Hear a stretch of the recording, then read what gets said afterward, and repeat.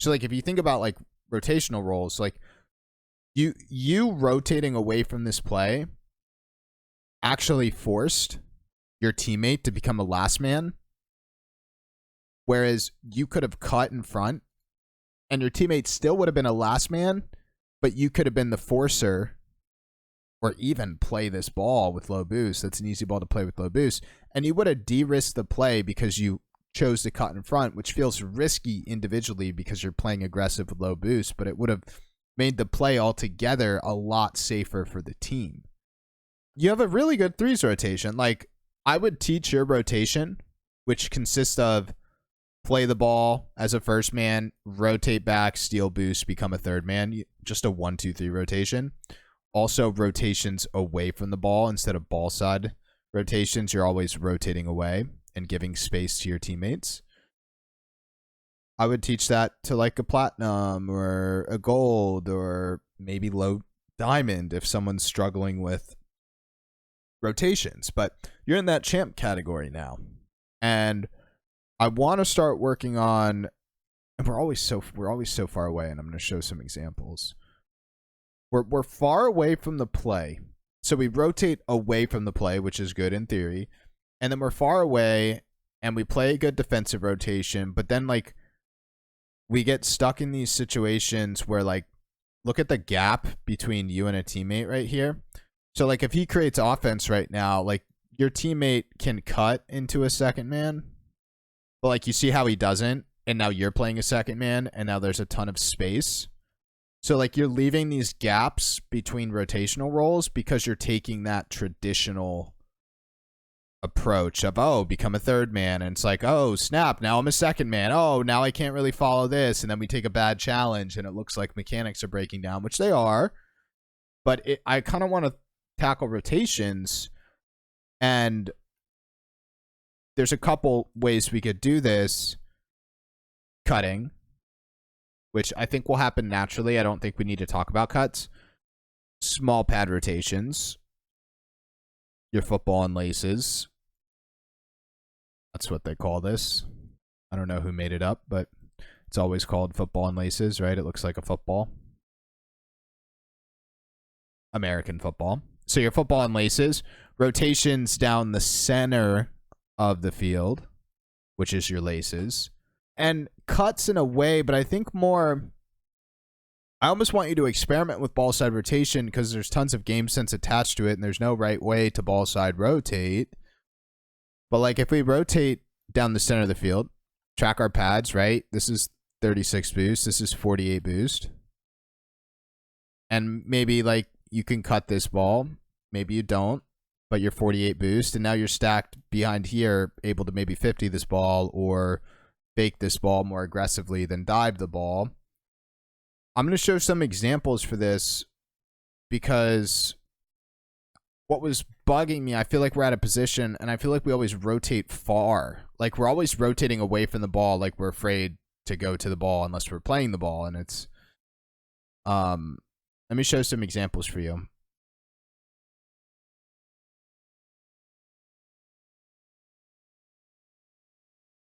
Right here.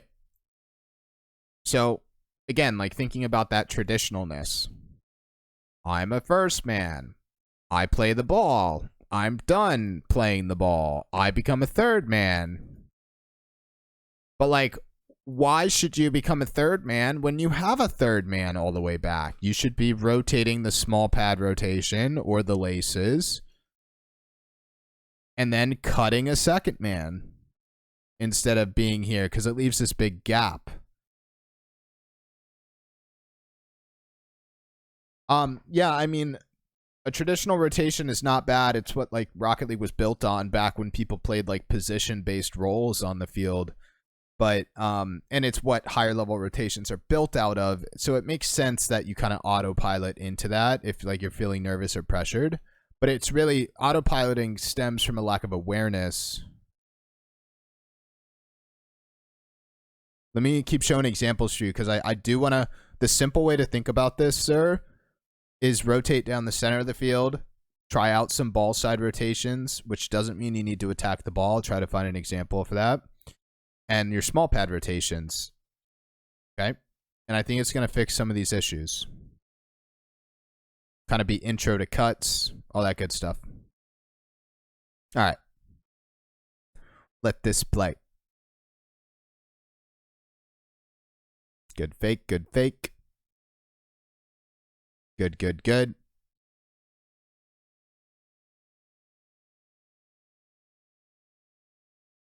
Good, good, good. All good, right? Not going to pick this apart because it's good. Just going to talk through it, why it's good, because it kind of counteracts what I was saying, but it's because it's a different play. Right, you play the ball. You're a first man, right? Traditional. Okay, now we're a third man. But it doesn't make sense for you to rotate down the center of the field. This is not the center. Like just cutting across the center of the field, tracking pads. It doesn't make sense to rotate close and fill in front of this guy because this guy or girl is playing close. Right? Like, so this makes sense to become a third and take that traditionalness. So I can get like hyper specific with this stuff, but I find that getting hyper specific on game sense kind of takes the way of game sense. Like it just makes it harder to learn. So I want to keep things very general. Good, good, good. Good, good, good. So like that's a ball side rotation right there. We like that.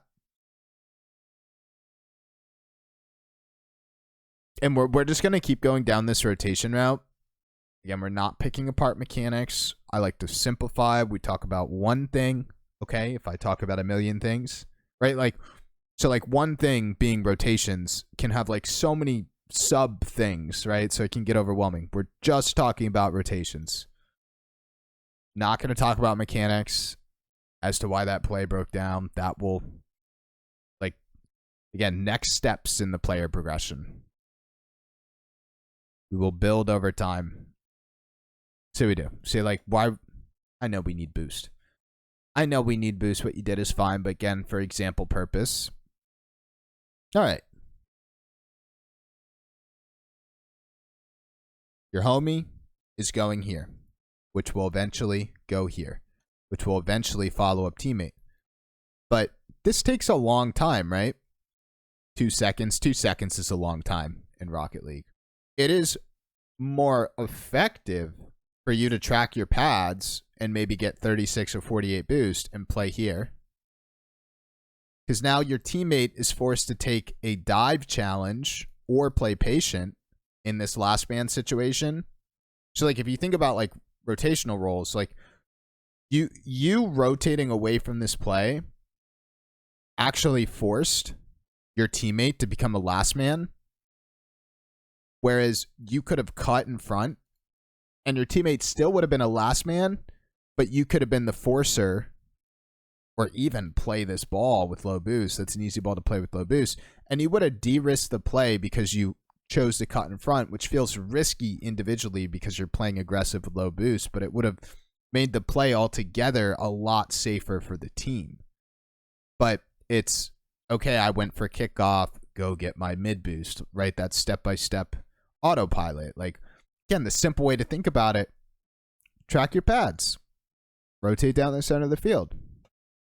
Yeah, we need to look at our teammates more, but I think I don't want to talk about that. That's hard. Like, that's awareness. Awareness is really annoying. Awareness, like, evolves over time. Awareness is like a hidden Rocket League metric.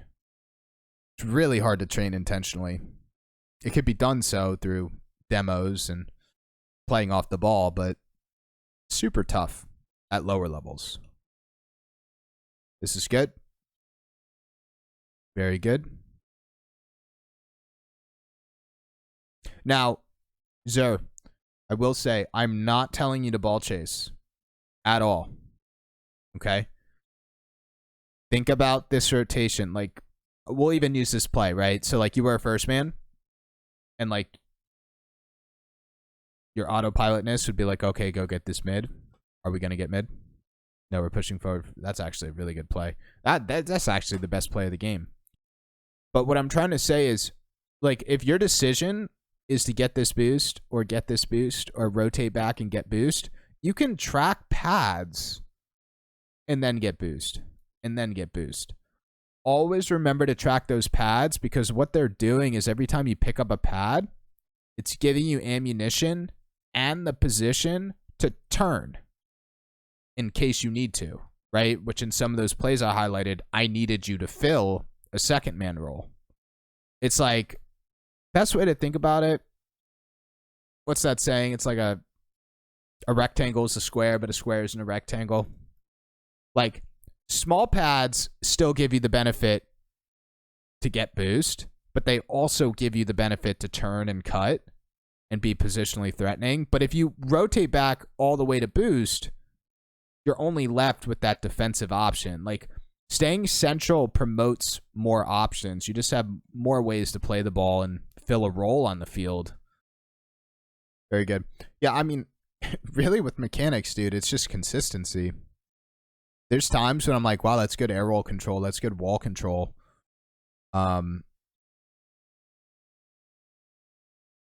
Even that, like, that, you know, it's good for champ right there. But then there's other times it just kind of breaks down.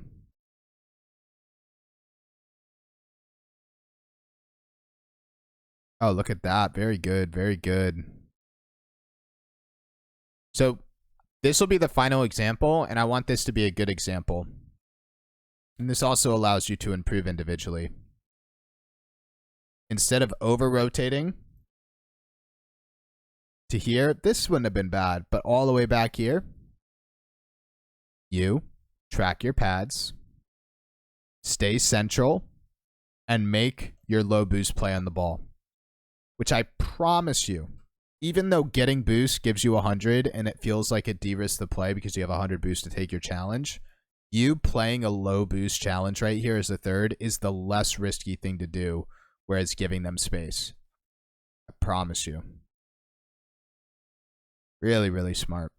That's the good example. We want more of that.